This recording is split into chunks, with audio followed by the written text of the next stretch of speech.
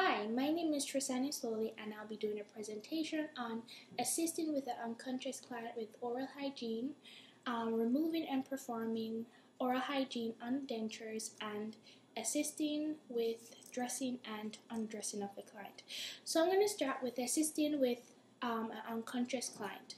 So before the PSW actually starts, she would perform hand hygiene and put on her gloves. So when you enter the client's room, it's possible that they may be laying on a prone position or laying straight. So you're going to turn the client to their side. So for this presentation, I'm going to use a pillow. So I'm going to turn the pillow to the side. So the reason why we turn the client to the side is because they're unconscious, and there may be and if there is fluid in the mouth, it may actually cause choking and aspiration. And with them being on their side, if there is fluid in the mouth, it may drain out. So that's good. So after putting the client on their side, you're going to use a towel. So you're going to use a towel to put underneath the client's face. So I'm going to say that I'm putting this towel under the client's face. So this is me lifting the client's face. And I'm just going to use the other portion of the towel to cover the client. But in a normal situation, you'd actually use two towels. One for underneath the client's face and the other one to cover the client. So after doing this, you're going to use a kidney basin. This is my kidney basin, and you're going to put it under the client's chin. So after doing that, the next thing that you're going to need is a swab. So when you're performing oral hygiene on an unconscious client, you use a swab. So you're also going to use a tongue blade with a cloth wrapped around it to open the client's mouth because the client is unconscious. And for this procedure, you not use your finger or your hand. So the client is on their side, facing under their chin, and I'm going to use my hand to say that this is the client's mouth. So when you're using a swab, either you dip it in a cleaning solution, or with some swabs, the cleaning solution is already on the swab. So for this scenario, I'm going to say that the cleaning solution is already on the swab and the swab has to be moist. So this is the upper jaw and lower. So you're going to go, and you're going to go in a circular motion, up and down. You're going to clean the surface of the teeth, the back, and you're going to swab the jaw, the cheeks, like here. You're going to swab the person's tongue, cleaning their tongue, and you're going to also swab the person's lips. And you're go back and forth down the lower teeth, and you would clean the surface and continue on. So after doing this, you may rinse off the swab. So you're cleaning off the solution, and this time you're saying that you're going to rinse out the mouth with the swab. So you would repeat the procedure again. So back and forth and like that. So after doing this, you would actually put the swab in the kidney basin. You would clean off the client's mouth, and you would report any observations that you made, such as if there is any foul odor in the client's mouth, if the client's mouth is dry, if there is any white pigment on the client's tongue. And after doing this, you would perform post-procedure, which is removing the towel from the client. And we did say that we already cleaned the client's mouth, and you would pick up or gather back the equipments that you did use and put back the person back in their previous position. So for the next scenario, I'm going to be doing cleaning of a client's dentures. So this I'm going to pretend that my right hand is the client's mouth, and this cover is the client's dentures. So this is the dentures intact in the person's mouth. So you may use a piece of cloth to actually help you remove the dentures, because the dentures may be actually very slippery. So you're going to use your thumb and your index finger, and you're going to slightly go up and down to loosen the denture from the person's teeth, from the person's mouth. So, and then after doing this, you'd put the denture either in a denture cup or in the kidney basin. So after doing this, you would transport all the necessary equipments that you need to the bathroom or to the sink. So I'm gonna have to actually take up the laptop.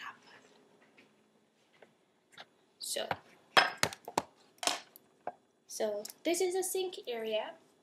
Let me fix it just a bit more. Okay. Right.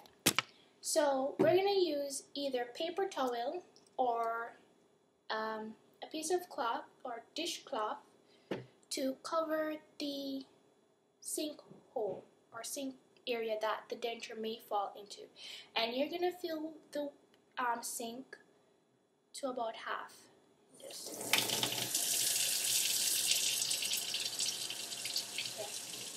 And the reason why we're doing this is because dentures are very slippery and they may actually fall out of your hand, and they're very fragile and expensive. So in you filling the sink with water and putting a piece of cloth or paper towel over the sink hole, it may actually not, if the dentures do fall from your hand, it may not be as much damage. So I'm just gonna, and I'm gonna take the denture. So I have on my pretend gloves, and you're gonna use the cleaning solution to actually clean the denture. So I've already put the cleaning solution on the toothbrush, and this is the denture, and you're gonna rinse off the denture first with some water, and the cleaning solution is already on the toothbrush, and you're gonna go slow in a circular motion up and down, and you're going to clean the upper and lower area of each denture. You're going to clean here, the inside, in a circular motion. You're going to go back and forth and up and down. And you would do this procedure for each denture that you clean, because most clients have an upper and a lower denture. And after cleaning the denture, you would rinse it back off under cool or warm water, while the sink has water already stored in it, and while it already had the paper towel or washcloth to block it if it actually falls from your hand. So after doing this, you would put the denture in a denture cup, and you would fill the denture cup with warm or cool water. And after doing this, you would either put back the denture in the client's mouth using your index finger and your thumb to put it in and slightly putting a bit of force on it, and you would do this procedure for the top and lower layer of the denture. If the client is not going to put the denture right away in their mouth, you would put it in the denture container with cool or warm water and put it in the client's jaws. Yes. Now I'm just going to slightly put back the laptop back here, and I'm going to do the last procedure, which is dressing and undressing of a client. So when you're dressing and undressing a client, so I'm going to just unbutton, so I'm going to pretend unbutton the clients, and so with each portion there's a weak side and a strong side.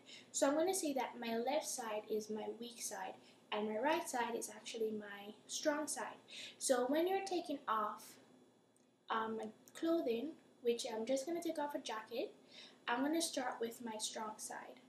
So I'm just going to slightly, and when you're doing this, you'd actually help to support the client's arm.